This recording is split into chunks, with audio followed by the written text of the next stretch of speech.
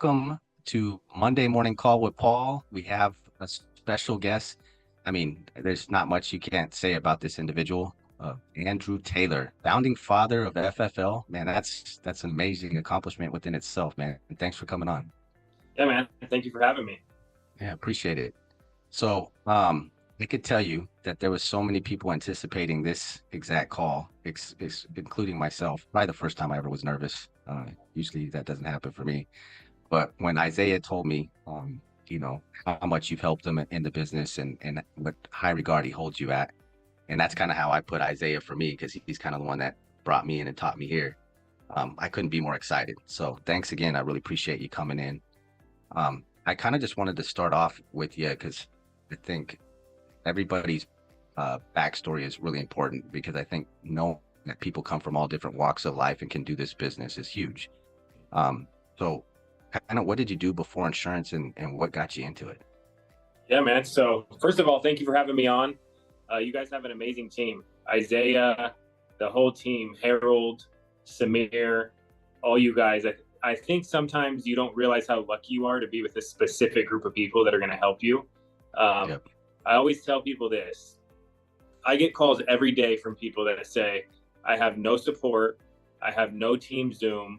I have no help. I don't know what I'm doing. Can I switch teams? And I'm like, man, people that have it the way you guys have it, make sure you don't take it for granted.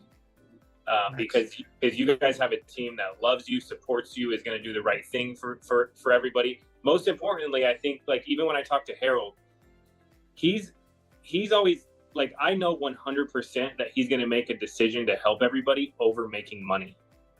And sometimes I go, okay, if you talk to people and you're around people that are good at this business a lot, you take it for granted. And so I'm always big on, hey, what can you do to not take your relationships for granted? And how do you continue to extract things that can help you build a bigger business, instead of like, oh, hey, how are you? More like, hey, Harold, how did you write this much premium? What's, always continuing to learn and not take that for granted. So I want to start off by saying that. Thank you guys for having me on. You guys have one of the most exciting businesses in the company. But a little bit about me. I'm turning 35 in a couple of weeks. When I was Congratulations. 18, yeah, when I was 18, I started selling insurance. I was bagging groceries. I literally was like, okay, I'm bagging groceries. I started that job when I was 16, 2 years there. Got promoted to work in the Starbucks there. A lot of people don't know this. I got promoted to work in the Starbucks there. So I was making, I'm actually like a certified barista. Yeah. What grocery store? It's called Vaughn's. There's a lot of them. Vaughn's. Yeah. That was a cool job. But when I was bagging groceries, like, the seed was planted to me. They would always ask me to take people's groceries out to their cars. That was like, that's big at Vaughn's, because they charge more. So they're like, you better ask if you want their groceries taken out and put in their car every single time. And one lady would come in every week and she got a super nice car. And I'm like, oh, what do you do? And she's like, oh, we're in insurance. So that planted the seed for me to be like, oh, I want, maybe there's a way I can make more money. And then I found out a friend of mine was selling insurance, and he was telling me that he could make, in basically one sale, the same amount I would make in an entire month selling insurance. And then there was this checker named Ricardo who gave me this book, which Isaiah talks about this a lot, called Rich Dad, Poor Dad. Yeah, my favorite book. I mean, it's such a classic. If you haven't read that, then, like, you have to go read that if you want to understand money. So basically, I read this book at the same time as I found out about my friend getting an insurance, and I was like, what do I have to lose? I literally have to make one sale a month to make the same amount of money that I'm going to make at the grocery store. Can I make one sale a month? Even if I have to go knock on doors, could I do that? Yeah. And then the classic thing happened of everybody telling me, don't leave. I was going to get promoted to be a checker and get like a 20-cent raise. And I was learning all the codes to know what a tomato was and a banana was and all that stuff.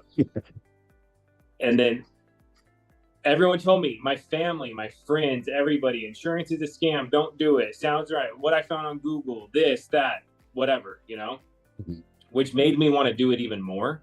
Yeah. And when I wanted to quit, I didn't quit because I was too stubborn, because people said that to me. Yeah. Because I did want to quit a lot of times. Yeah.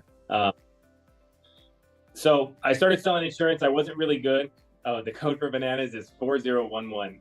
The reason Nathan knows that is that he's also a certified barista and he quit to come here. So let's go. So that's how I started. But this is what I love to tell people. I was terrible at first. And one of my best friends was really good at sales. Like he could just talk people into anything. And my numbers would never match up to his. And I would catch myself comparing myself to him. And I'd be like, man, what's wrong with me? And then finally, I just had to find my own numbers. And I realized, like, if I did double the amount of appointments, that I would get the same result. Right. And then over time, from being shy and getting a lot of no sales, and over time, I got better and I was able to convert a lot higher. But I have on my calendars, and we went through. I went on over 10,000 appointments, and this was in person. It wasn't on Zoom. Zoom is a whole new opportunity for telesales to take over the world that I'm really excited about. But the point is this: like, if you're on here and you're not as good as everybody else, it might just take a little bit longer. And then and through experience, you can become better. But I had to learn that, like, some of these people I was comparing myself to, they had been in sales for 20 years before I got out of high school. So they were starting somewhere that I wasn't. I had to learn all these different things. Right. So I always like to share that. Like, if you can fall in love with the activity of, and when you go to sleep at night, you're like, okay, I did my 26 presentations this week. And even though I only closed one, you're going to feel good because you put in that work, even if you don't get the results. But the next week, I remember I had a week where I was like, 20 no sales. And I'm like, dude, this is terrible. Why am I doing this? The next week I had 21 applications. Like, this is amazing, and I couldn't miss. Also, I'm big on, and we'll get into building a business too, but this stuff is just so important. Like, even to this day. So, like, to give you an idea, our team is issuing around $20 million a month in premium. I was just trying to sell one policy a month to make like $800. Yeah. But to give you an idea, I still read every day, and I try to do things that are, and have a schedule, and try to stay positive so I don't get negative when it comes to anything. Yeah. And I'm big on that. Like, you have to mindset, right? You have to, because like, it's so easy to get cussed out, go pound sand, all this different stuff. Next thing you know, I call it the doom loop. The doom loop is when you're like seeing the future in your head and it doesn't look good. And It's like, everybody's going to tell me no, and I'm going to have chargebacks, and what the heck am I going to do? And blah, blah, blah, blah, blah, blah, blah. So I always do that to stay out of the doom loop. Now, I have another way to get out of it, because every couple weeks I would get like a bunch of appointments in a row that didn't work out. And I would question if this worked or not. Yeah. And I would call that, like, I would start to get into the doom loop. And the way to get out of it is by running as many appointments as you can until you get a laydown. And and next thing you know, you'll have like Sally, who gives you a $350 check a month. And you're like, you're out of doom loop, feeling good. Yeah, you're like, this does work. And I love this business, dude. And the reason I know there's so much mindset here is because I went like 50 appointments in a row with no sales. And And it's impossible to do that unless you're literally saying something to get the person not to buy. But I've also gone, I think it was like 42 appointments in a row with sales. Mm-hmm. And that's impossible too. If it wasn't all here, it wouldn't work out like that. Yeah. But you guys got the best trainers, man. So I stay close to them and just run through these numbers, because if you want to build an agency, at least the way I did it, it starts with. Yeah. So Harold, myself, Roy, Clint, quite a bit of us here came from our practice company before here. And from my understanding, you had a practice company before starting Family First Life. When you guys made that transition, what was some of the very, like the core structures or foundations that you put in place in order to build a team? Hold on one sec. My iPad's going to die and I'm texting my team to get me a charger. Oh, okay. Sorry. No, you're good, man. Don't worry. We only charge I think, what are we charging now, Harold? Like $1,000 an hour? I wish I had a team to text and say, bring me a charger. All right. So transitioning from my old company, this is the biggest, if you're coming from another company and you're at low comp, the biggest issue that you're going to have is there's a book called Secrets of the Millionaire Mind, where basically what it says is people have a financial thermostat. And that's why some people, if they're comfortable with having $5,000 in the bank, they'll usually have around $5,000 in the bank. If they have 10, they'll go buy something. If they have less, they'll work harder to stay right at that comfort zone of where their financial thermostat is. Mm-hmm. And so what ends up happening is people will work, they'll get more money so they can let off the gas and they don't put in the same activity as they used to. Mm-hmm. So the trick is to not look at your bank account. And if you're getting paid over 100% on a policy, who cares? Just fall in love with that activity and don't even pay attention. One of my friends who's on the verge of I don't know, hundreds of millions of dollars, he doesn't even have access to his own bank account because he wants to be starving. He's like, I don't even want to look. I want to wake up every single day and I want to be starving. And I'm like, dude, I like that. Yeah. I started doing the same thing because just do the activity and see what happens down the road, opposed to going, oh, look, I wrote one app. I got paid, what I used to make in a week. And now I'm going to go chill. Or I call it the Disneyland effect. Every new agent, they have a couple good weeks and they go to Disneyland. Mm. And then they come back with 2 chargebacks. And I mean, I've been to Disneyland a couple times recently and it's not cheap. So they're and that's an understatement. Yeah, they're what they charge nowadays. Yeah. So I think that having a fresh new perspective on a different way of looking at things, and then not bringing in baggage, not bringing in trust issues from your old team, not bringing in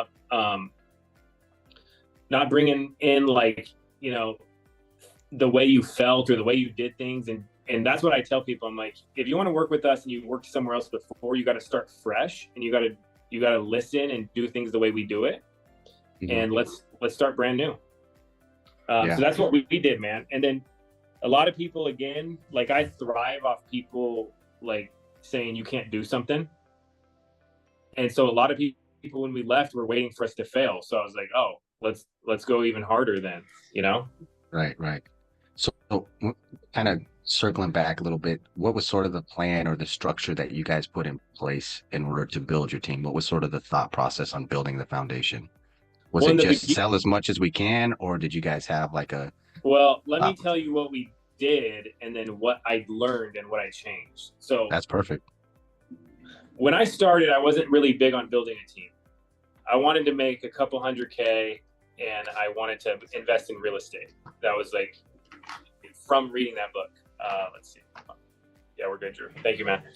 I didn't want to hire a big team. I just was like, okay, look, I could go make, a couple $100K a year and I could invest in real estate and cool. But what I realized is you could make the same amount of money if you get a good agent and you train them in overrides as you can off of a paid off real estate property. So I was like, oh, a real estate property cost me $300,000 or $400,000, and an agent is sweat equity. It could be the Uber driver. but I have to train him and I have to invest in him and I got to spend time and energy doing that. But I could get the same return. So when I realized that, and then somebody was like, oh, this dude was bragging to me about how many doors he has. He's like, I have, 1,000 doors in real estate. And what I learned recently is that those guys that say that they own like 1% of the 1,000 doors, because usually the way it's set up is like they just get a bunch of investors and like they own a tiny percentage of it. So they're not cash flowing on all of that. But when I'm like, okay, what if you had 1,000 agents? And I started doing the math, and then I was like, okay, it might take me 12 people to find a good agent. So am I willing to go through 12 people that are going to basically, it's not going to work out for, to find one good one? And how fast can I go through 12 people? Can I go through 12 people in a week or a month or a year? Let's try to do it in a week. So I was like, man, this is a legit, and by the way, what we were doing then compared to now, it's 100 times more exciting now, because you can get anybody to do this. They don't have to drive all over the world. They could sell they could sell on the phone. We just went to a conference, and my uncle was with me, who was in corporate America for, I don't know, like 30 something years. And he's loving this business. My best friend from high school, or actually from elementary school, was with me. He's loving this business. And my cousin was with me, and they're all new to the business, but they would never do this because they had to drive around everywhere. Now that they can do it on Zoom. Oh, and my mother-in-law was with me. So think about that. Like, the reason I'm saying that is because the opportunity is that good, but also if you're comparing it to other businesses and other forms of passive income, then it's really good. Yeah. So I did this exercise one day, and I'm like, okay, and I started thinking, like, well, what if I invest? Like, what if I hire, some employees? What if I run some advertising? Like, can I get a return on ad spend? So what I came up with is, if I spend $1,000 in a month, and can I find one agent to issue 10K a month for the whole year? Yeah. So if I'm spending $1,000 a month, it's 12K a year. Can I find one guy to do 10K a month? If I can, in an entire year, it would pay for all of that ad spend. But the next year, I would find another one, and I would the guy I found the year before would be all profit. So the reason I'm saying that is, do you think that it's impossible to find one agent in an entire year spending $1,000 advertising a month? No. Like, I think it's totally possible. Totally possible, right? So then I'm like, okay, let's look at all these other things to invest and grow this even faster. Let me see this question in here.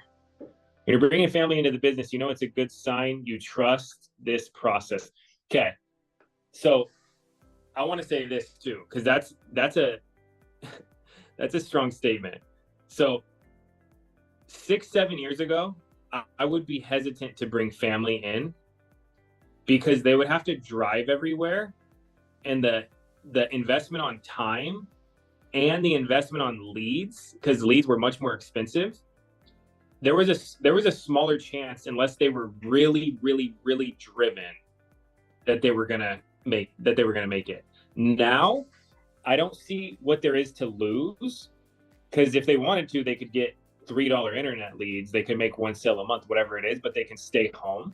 So I feel very good. Like, I would bring my own mom into this industry, because the license is easy to get. She could work from home, and she could work at her own pace.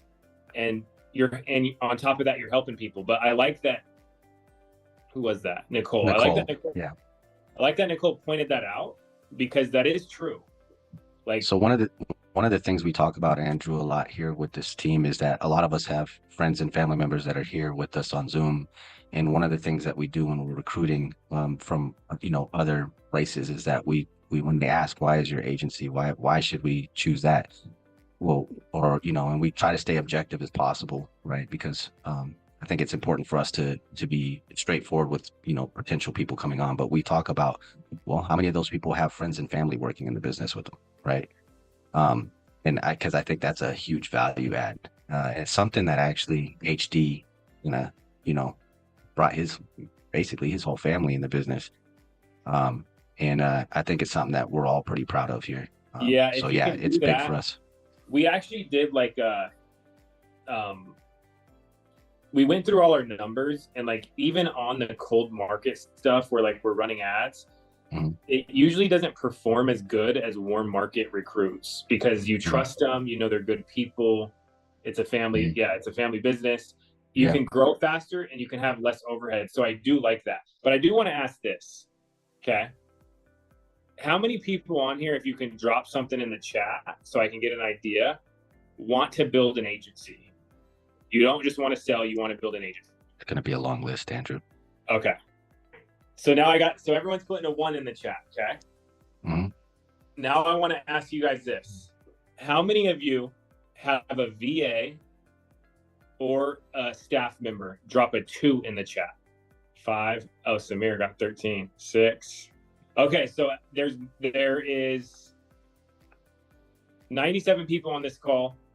Most people, I'm pretty sure, put a 1 in the chat.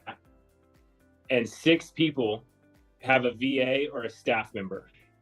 Okay, so I want to walk you guys through this.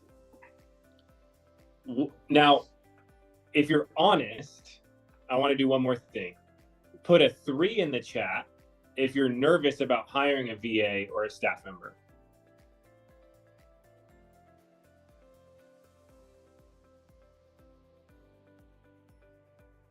Okay, so we got 1, 2.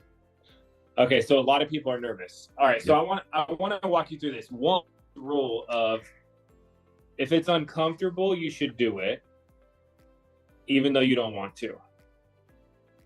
Does that apply to everything, Andrew?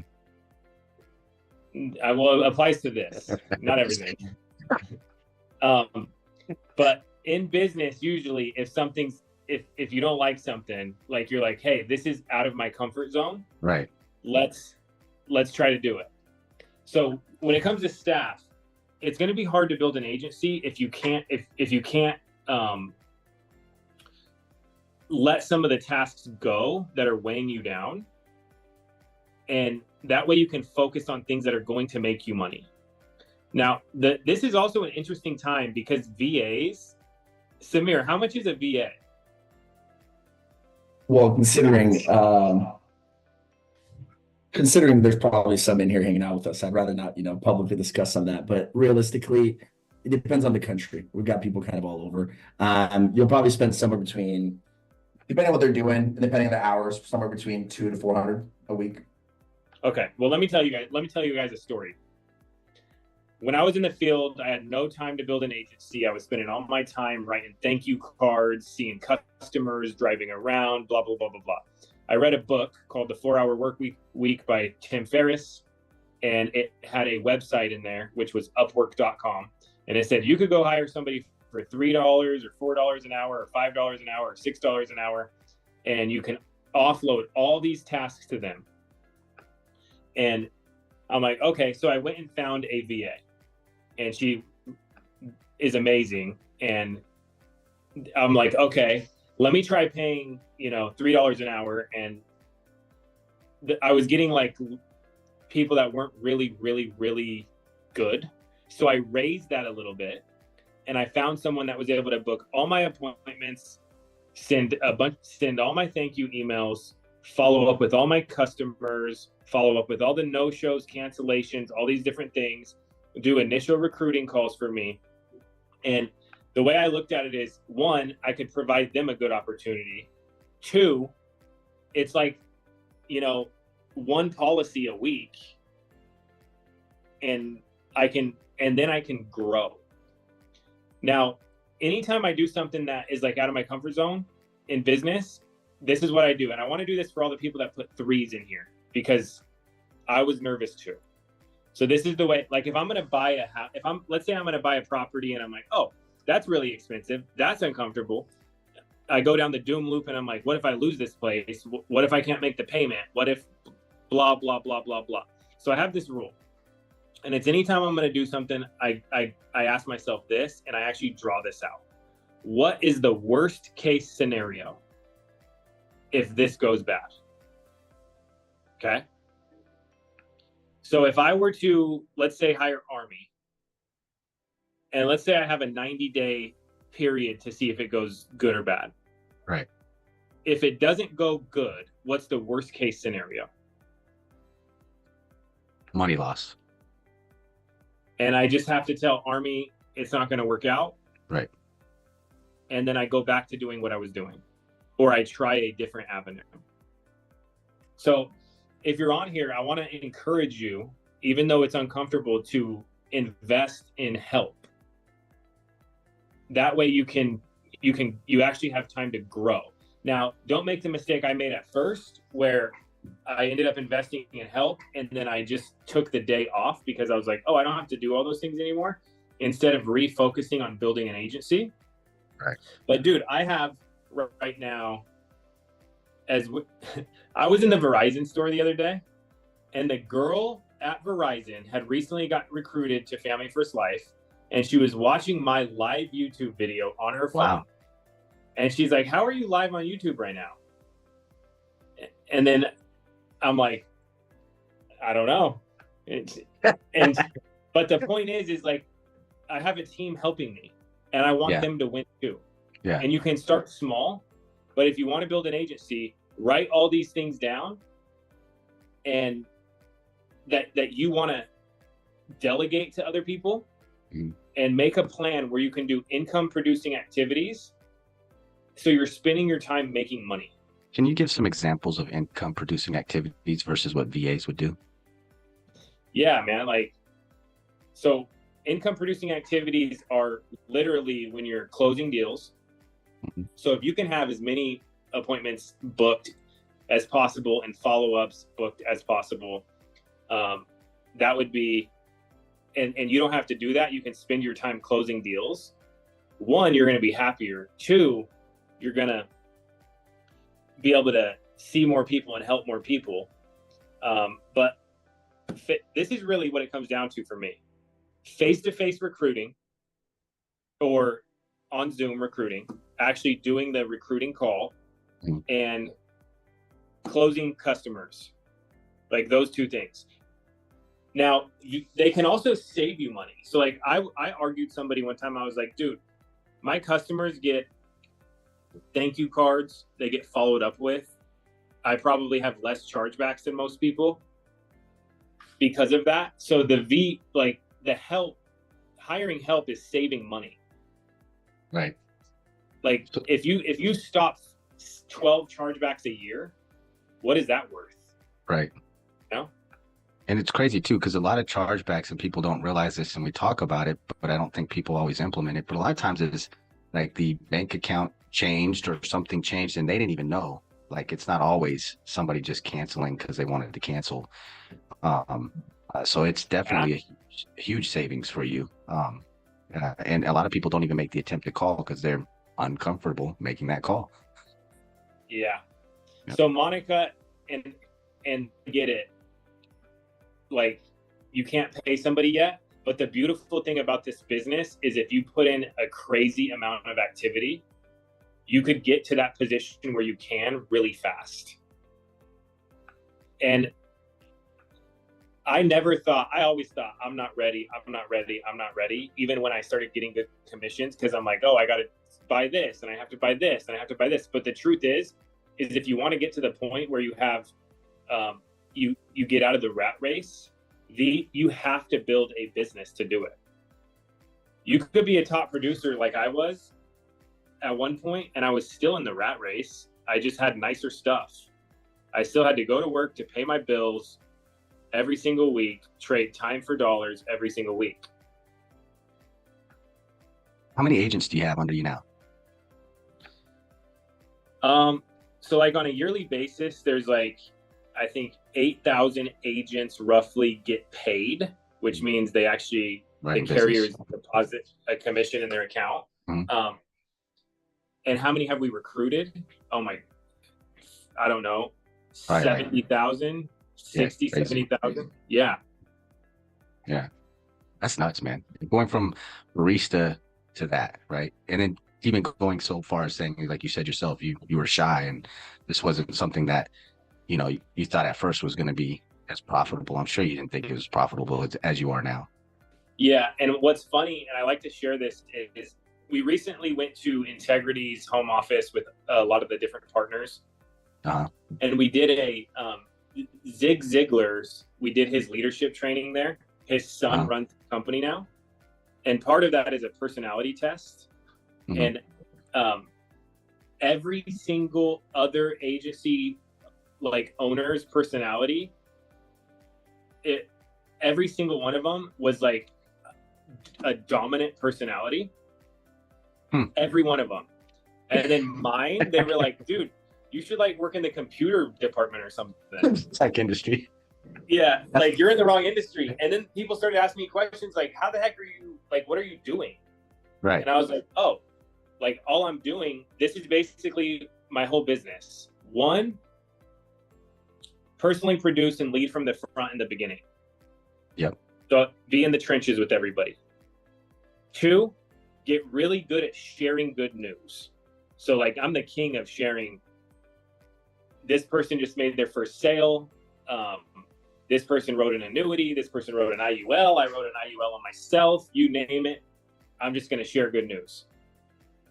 And then three, reinvest to build a machine that's whether you're there or not is going to keep bringing in and training people.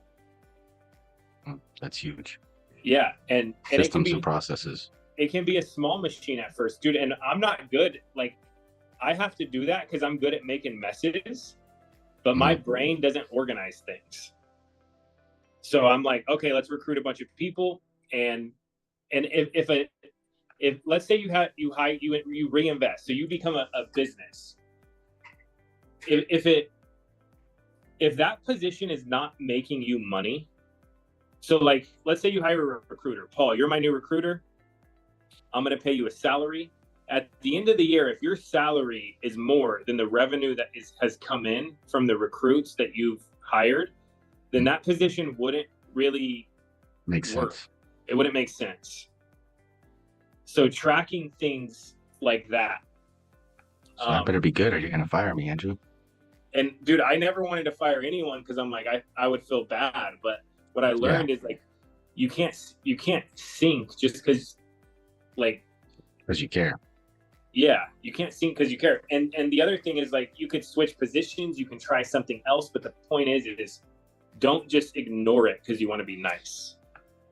I think another thing too is if you sink and your ship sinks, then all the other people too, just because you couldn't move one person, you're sinking their ships with it. So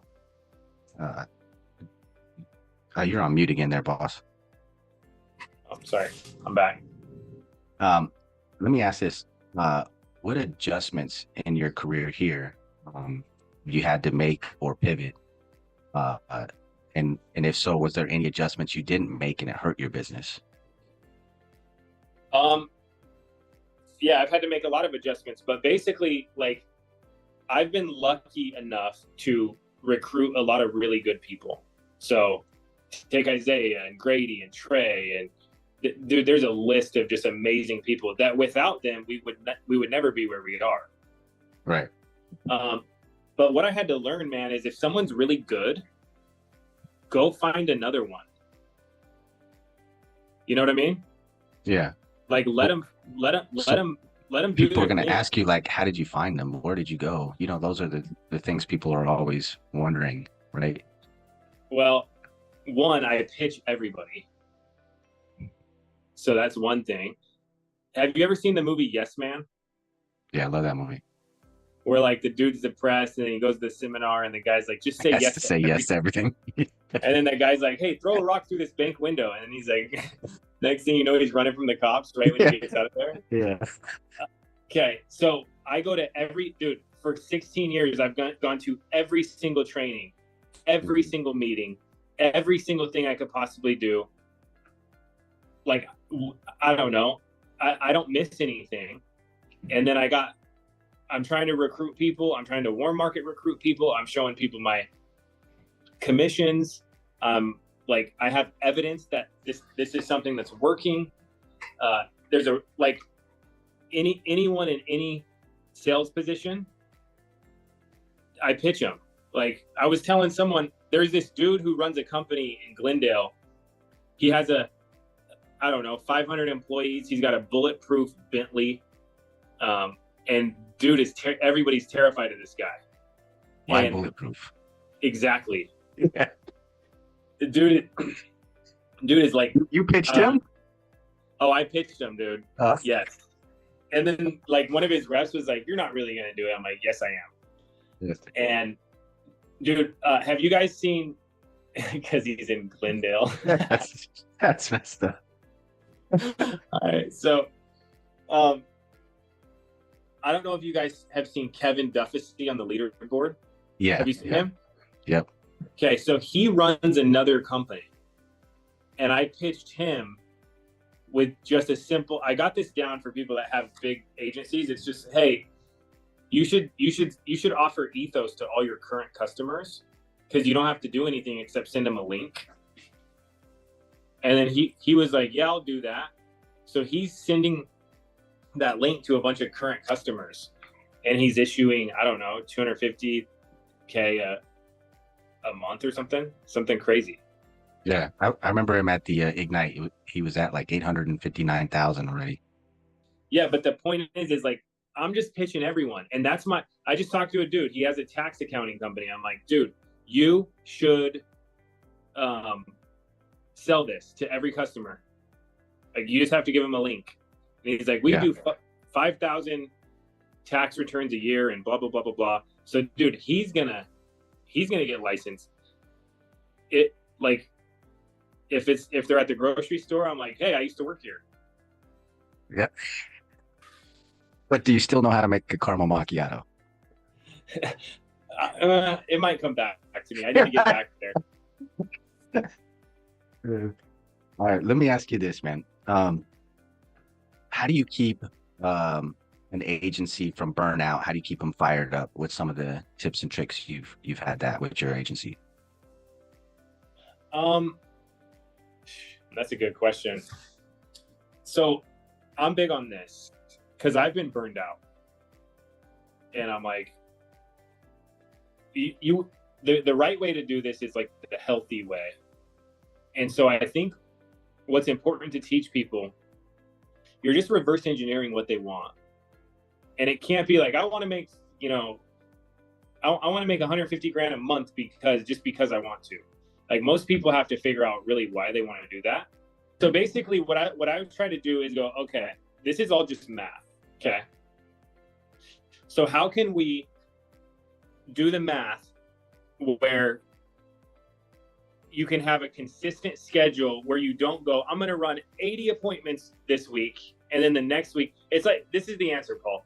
It's like if I decide I'm going to start working out and I go crazy in the gym, and then I feel like I can't walk for like 6 days. Yeah. That's what agents do. They go crazy in the beginning. Right. And then they're burned out. So what I try to do is I try to go, okay, on your schedule, if you want to do 30, let's do 14 appointments a week. Let's do 14 appointments a week, no matter what. Now, this is where it gets tricky though, Paul. What happens is holidays come up, and then like week vacations come up, and all these things happen. So I'm going to tell you guys what I did. You don't have to listen to me. But so what I like to do is when a holiday comes up, I like let's say 4th of July is coming up. What day is 4th of July on? Let's look. It's Thursday. Yeah, I was gonna say, I think it's a Thursday. Thursday. Okay.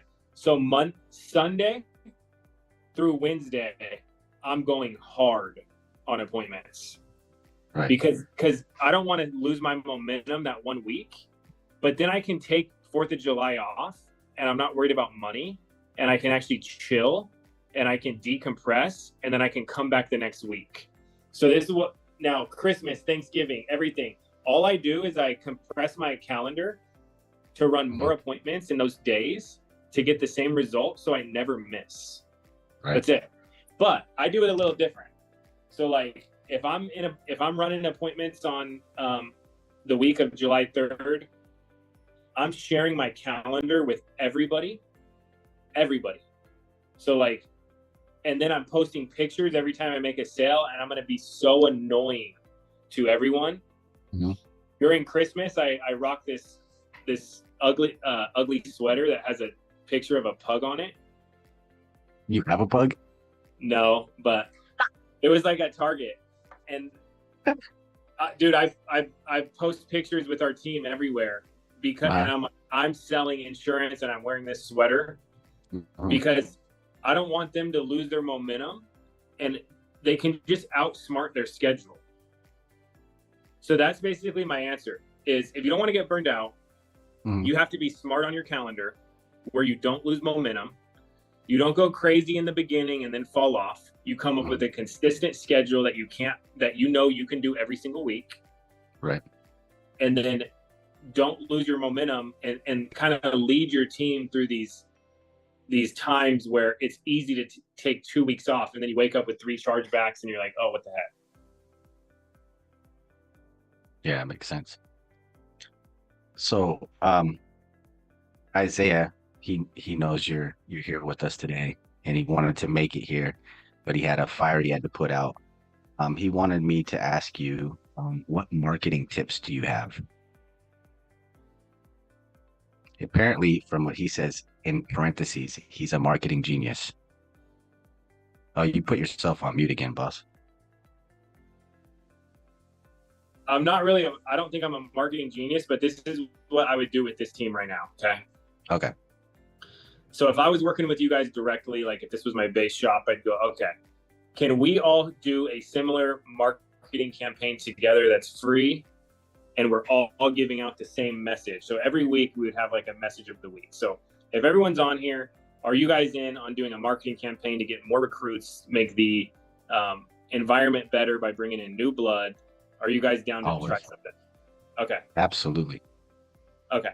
So I'll just come up with something that like we're doing. Like right now on LinkedIn, I'm sending 100 messages every couple of days out, whatever the max is. And I'm basically saying, hey, I see you're in solar, would love to connect and learn about what you do and tell you about kind of what we do. And I'm scheduling Zooms basically to talk to people that are in sales and then pitch them. So I would go, okay, if we all want to build an agency, let's all do the same thing every single week. Let's say Harold finds a good marketing campaign. He's like, hey, do the people that are serious, do you want to spend $500 a week on this, and we'll share the leads that come in and we'll recruit even faster together. And then sharing what other people are doing. Like, dude, I'm going to share what Harold's doing to everybody and what you guys are doing to everybody when I recruit people, and everyone just using each other to help each other. But I think a big thing is, like, I don't think I'm that good at marketing, but I know that if a lot of people do a little bit, that they grow really fast and everybody wins. Hey, let me ask this one, man.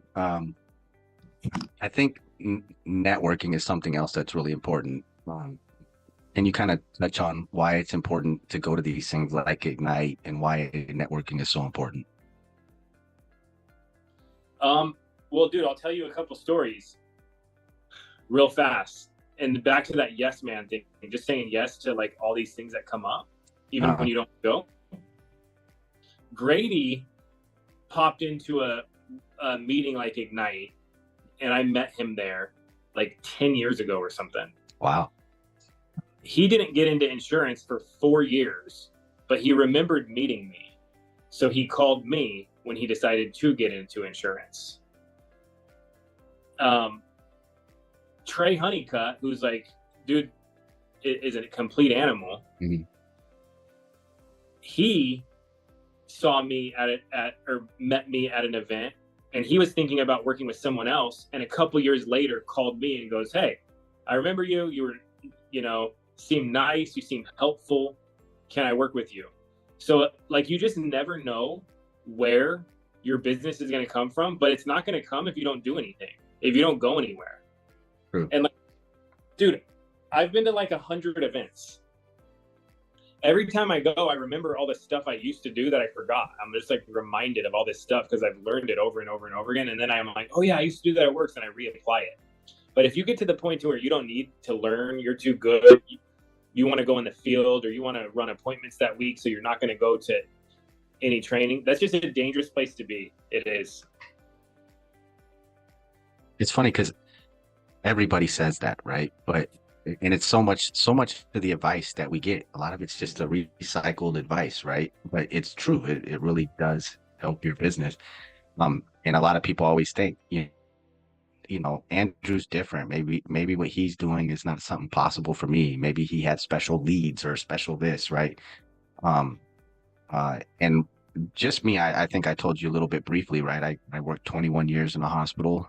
Everybody told me not to quit. You know, it's a scam and you got a pension, when they weren't giving pensions anymore, jobs really anymore. And it's everything I found is that most of the advice is pretty true. The most important thing I found is finding a good mentor and a group of people around you that have a like-minded set. You know, you're thinking the same, you got the same vision, you want to go to the same place. And I think that's what helps people get there. And that's what I think why networking is so important. Would you agree? Oh yeah, 100%, dude. Dude, I wouldn't be here without all that. I would have quit. I've quit like 100 times. And then I'm like, someone, dude, I had a $80,000 roll up. Like somebody rolled me 80,000, and it was a friend of mine who, jeez, I don't know, got into cocaine or something.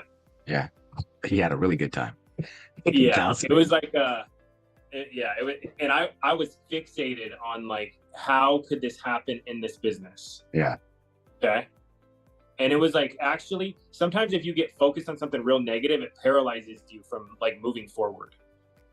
And one of the relationships I had from one of these events, the guy goes, okay, so you owe 80 grand. And then he's like, how much did you make?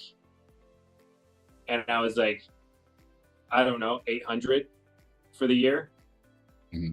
And he's like, bro, you're not focusing on the 800, you're focusing on the 80. Mm-hmm. He's like, just whatever, let's just keep going.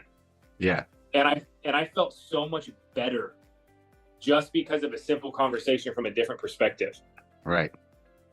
I think that's why it's also important to talk to people, especially go talk to your upline when you're having difficulties, because you need that adjustment sometimes in your thought process.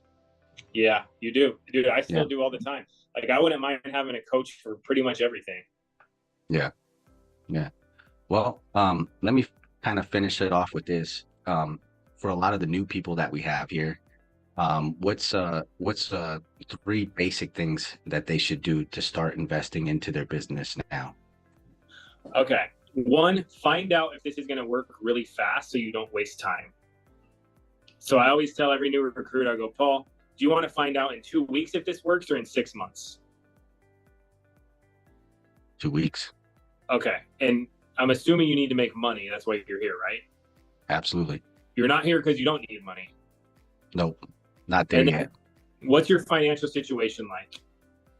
Like, do you need to make money like yesterday? Are you okay for a few months? Do you have income coming in? What's your situation like?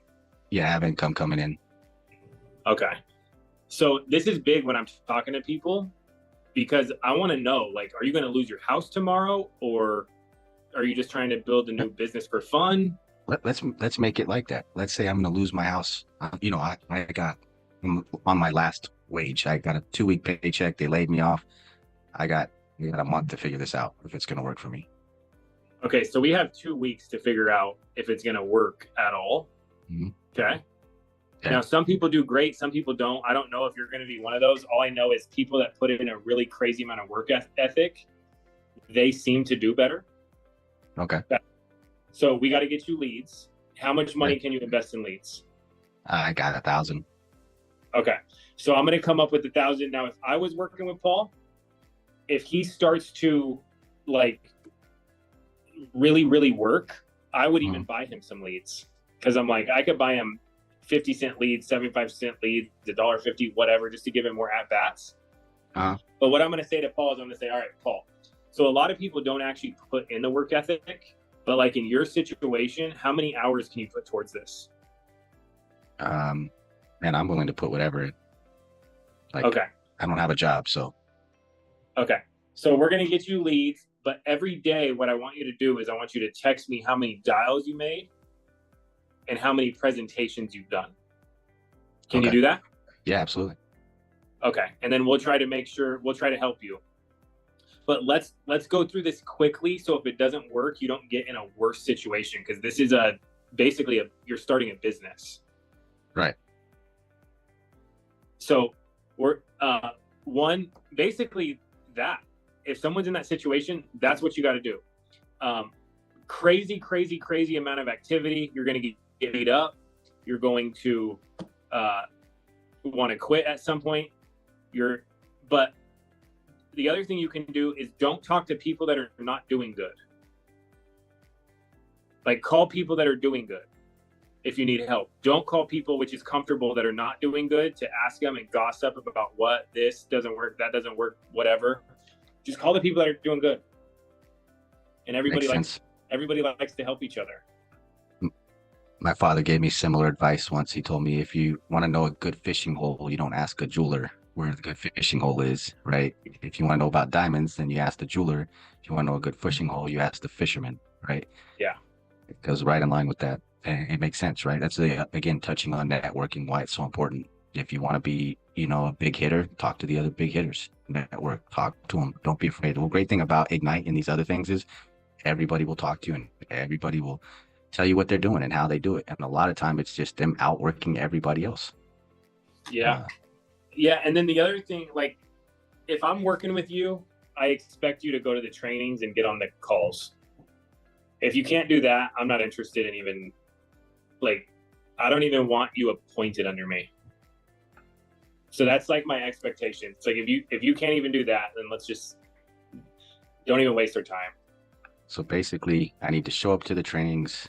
I need to get as much activity as possible, as many sits, check in with you daily, or go back to selling feet picks.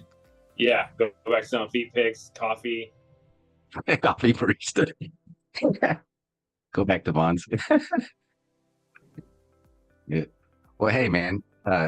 Appreciate you jumping on, man. And thanks for spending so much time. Yeah, I know we went over time, and I really appreciate it, man. And, I believe about 80% of what Isaiah told me about you. So, that's I got a little too much. Too much. But again, thanks, man. Appreciate you. And if we could invite you again, we would love to have you on again sometime. Yeah, I'd love to. Thanks for having me, guys. See ya. Thanks, man. See you later.